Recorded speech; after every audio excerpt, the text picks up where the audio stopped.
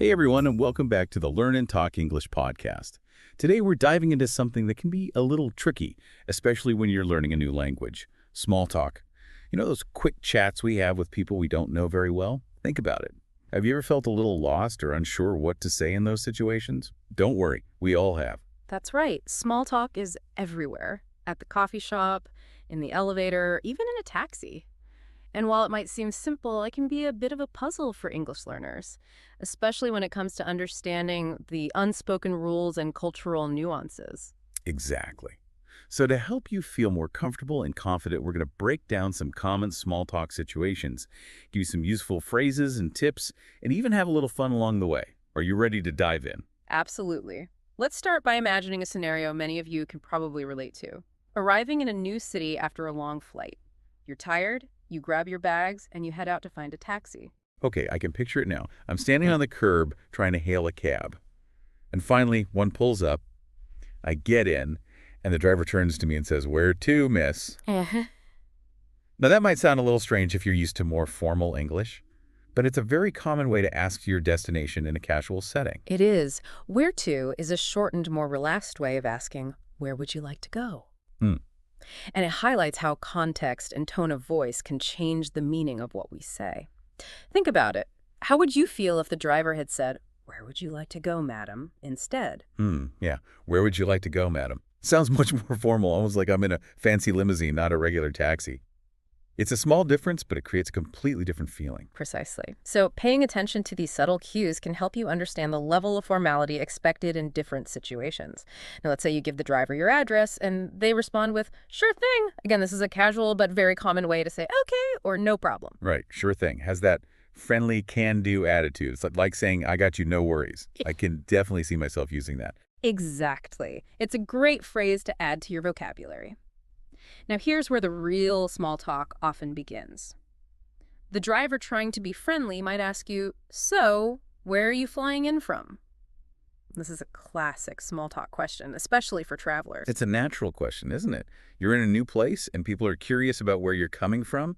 It's a great opportunity to share a bit about yourself and maybe even get some local recommendations. Absolutely. But sometimes small talk can take an unexpected turn and things can get a little awkward. Hmm. Let's listen to a real-life example to see what I mean. Okay, let's hear it. Imagine the passenger tells the driver they've just flown in from India. The driver then says, "Really? You don't look very Indian, if you don't mind me saying so." Oh dear. I can already sense this is going to be a bit awkward. I mean, commenting on someone's appearance like that can be pretty sensitive, even if the driver didn't intend to offend. That's right. So how do you handle a situation like that? Well, first, let's analyze what the driver did. Notice how he tried to soften the comment by adding, "If you don't mind me saying so." Yeah, it's like he's acknowledging that what he's saying might be a bit personal or could be perceived the wrong way. Exactly. "If you don't mind me saying so" is a useful phrase to have in your back pocket when you want to express an observation that might not be universally agreed upon or could potentially be sensitive. So it's like a little disclaimer, a way of saying, I'm going to say this, but I'm aware it might be a little bit out there. Firstly. And it can be helpful in various situations. For example, imagine you're trying a friend's new dish and it's not quite to your taste. You could say, "This is really interesting, but if you don't mind me saying so, it's a bit too spicy for me." Oh, that's a great example. It allows you to be honest without being rude. I'm definitely going to remember that one. Now let's go back to our taxi driver. He seems to have a knack for asking potentially awkward questions. Later in the conversation, he asked the passenger, "Excuse me if I'm being a bit nosy, but how old are you?" Ah, yes, the age-old question, and one that can be a cultural minefield. In many English-speaking cultures, asking a woman her age directly, especially in a casual setting like this, is considered quite rude. Hmm. What do you think? Have you ever encountered this kind of situation? Oh, absolutely. It's like one of those unspoken rules you learn as you go along. And to be honest, I think it's a rule that applies in many cultures, not just English-speaking ones. It's always best to err on the side of caution when it comes to personal questions. I agree. Now, going back to our example, the passenger in our scenario actually calls the driver out on it, which is perfectly understandable. But to the driver's credit, he quickly tries to recover by saying, "Don't get me wrong." Okay, don't get me wrong. That sounds like a phrase that can be really helpful in those moments when you need to clarify your intentions or prevent a misunderstanding. It is. It's essentially a way of saying, "Hold on, that's not what I meant," or "Let me explain myself better." It's a great phrase to use when you realize you might have said something that could be misinterpreted. Think about it. How could you use this phrase in everyday conversation? What kind of situations come to mind? Let me see. Um, don't get me wrong, could be useful when giving feedback. Like, don't get me wrong, I really like the design, but I think the color could be a bit brighter. Or maybe when you're declining an invitation, like, don't get me wrong, I'd love to go, but I'm already busy that night. Excellent examples. Don't get me wrong is a versatile phrase that can help you navigate those tricky conversational moments and ensure your message is understood correctly. Now, before we move on, I want to make sure everyone's comfortable with these phrases. Could you try repeating them after me? Great idea. Repetition is key to learning a language. Okay, everyone repeat after me, if you don't mind me saying so. Perfect. Now let's try it. Don't get me wrong. Excellent. You're doing great. Now let's go back to our taxi conversation and see how the passenger responds to the driver's attempt to smooth things over. Okay, so after the driver says, don't get me wrong, the passenger replies, well, thank you. In that case, I'm 26 years old, and what about yourself? Interesting. Did you catch that little grammar quirk at the end? What about yourself? Technically, the correct way to phrase that would be, what about you? But in casual spoken English, what about yourself is super common. It's one of those things that might not be grammatically perfect, but sounds perfectly natural in everyday conversation. What do you think, as an English learner? Is this something you've come across before? It is, and it highlights an important point about language learning. Fluency isn't just about knowing the rules. It's about understanding how language is actually used in real-life situations. Sometimes those informal expressions are what truly make you sound like a native speaker. Exactly. So what about yourself? It might be a bit grammatically off, but it's totally acceptable. And even preferable in casual conversation. It just adds to the informality and flow of the dialogue. Right. It's about finding that balance between grammatical accuracy and natural expression. Okay, so we've covered a lot of ground already. We've learned about casual versus formal language, navigating potentially awkward questions, and even touched on some grammar quirks that make English so unique. We have, and we've just scratched the surface of small talk. But before we delve deeper into other aspects like safe topics and cultural considerations, we'll take a short break. So stay tuned. We'll be right back with more tips and insights to help you master the art of small talk. Welcome back to the Learn and Talk English podcast. I hope you're ready for more small talk adventures. We just finished dissecting a rather interesting taxi conversation, and now it's time to explore some other aspects of small talk. What do you think are some safe and interesting topics you can bring up when chatting with someone you've just met? That's a great question, and it's something many English learners wonder about. Luckily, there are plenty of topics that can help you keep the conversation flowing smoothly. One classic and almost universally relatable topic is the weather. Ah, yes, the weather. It's a classic for a reason, right? Right. It's something everyone experiences, and it's usually a safe bet for a casual chat. I mean, who hasn't started a conversation with a simple, beautiful day, isn't it? Or, sure is hot out there today. Exactly. These comments are excellent conversation starters. They invite the other person to agree, share their thoughts, or even expand on the topic. For example, they might reply, yes, perfect weather for a walk in the park, or I know I can't wait for it to cool down a bit. Right. It's a way to acknowledge your shared experience of the environment and opens the door for further discussion. You can easily transition into related topics like weekend plans or outdoor activities. For instance, you could say, are you planning to do anything fun outdoors this weekend? Or, I love taking advantage of the sunny weather by going for walks. Precisely. And by actively listening to their response, you can find even more common ground and keep the conversation engaging. Now, another excellent topic for small talk, especially if you're meeting someone new, is travel. Have you ever found yourself talking about travels with someone you just met? What kind of questions did you ask or were asked? Oh, definitely. Travel is one of my favorite conversation starters. Yeah. You can ask someone, are you visiting from out of town? Or have you been on any exciting trips lately? People usually love to share their travel experiences. They do, and these questions show that you're genuinely interested in learning about their experiences, which can lead to fascinating stories, recommendations, and even a deeper connection. You might discover you've been to the same places or share a love for a particular type of travel. Right. And even if you haven't traveled to the same places, you can still learn something new and expand your horizons. It's always interesting to hear about different cultures and perspectives. Now let's shift gears a bit and talk about work. Work is another topic that often comes up in small talk, but it's essential to keep it general and professional. I agree. It's perfectly acceptable to ask someone, What do you do? Or what line of work are you in? But it's important to avoid asking about their salary or specific job details. Remember, small talk is about making a connection, not conducting a job interview. Exactly. Keep it light, respectful, and focus on finding common ground. You could say something like, "That sounds like a really interesting field," or "I've always been curious about that line of work." Those are great examples. Now, if you're looking for a topic that can really spark a connection, consider asking about hobbies. Hobbies are a great way to uncover shared interests and passions. Absolutely. You can simply ask if you have any hobbies. Or, what do you like to do in your free time? You might discover you both enjoy cooking, playing a particular sport, or even collecting stamps. And from there, the conversation can naturally flow into more specific details and experiences. What are some hobbies you enjoy talking about? What makes those conversations so interesting? That's a great question. I personally love talking about books, movies, and music. It's fascinating to learn about people's tastes and how those interests reflect their personalities. I agree. Those are great topics for discovering shared passions. Now let's move on to some cultural tips that can help you avoid awkward situations and ensure your small talk is respectful and appropriate.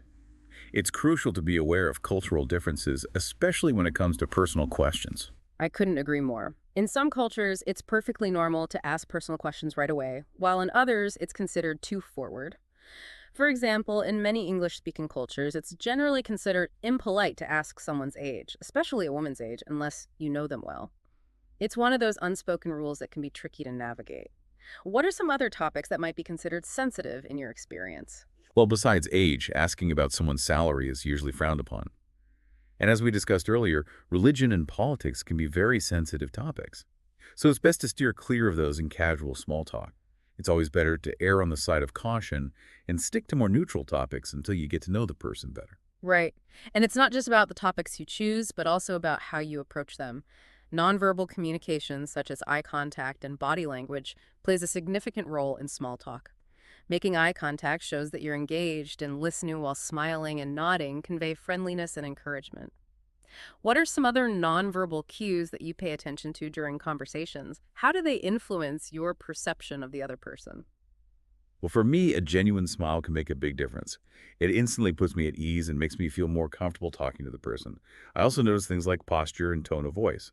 If someone is standing stiffly with their arms crossed, it might make me think they're not very approachable.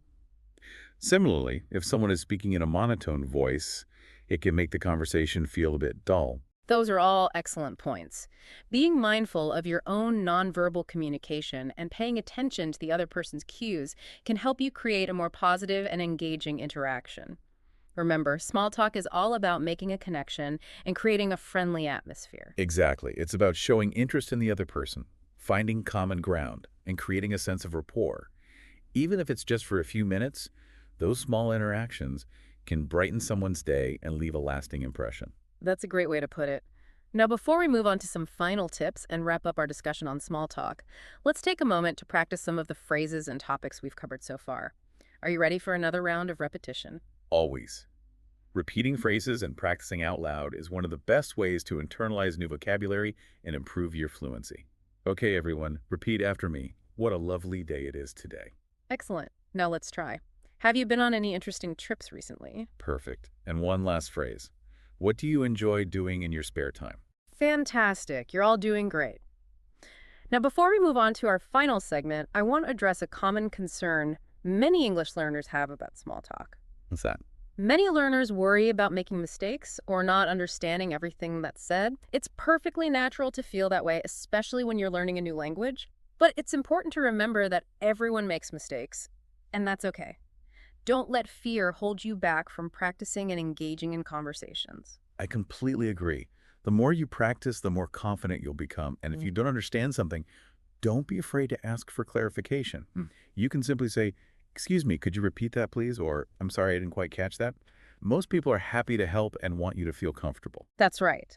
Remember, every conversation is an opportunity to learn and grow. So embrace those opportunities, even if they feel a bit challenging at first. Exactly.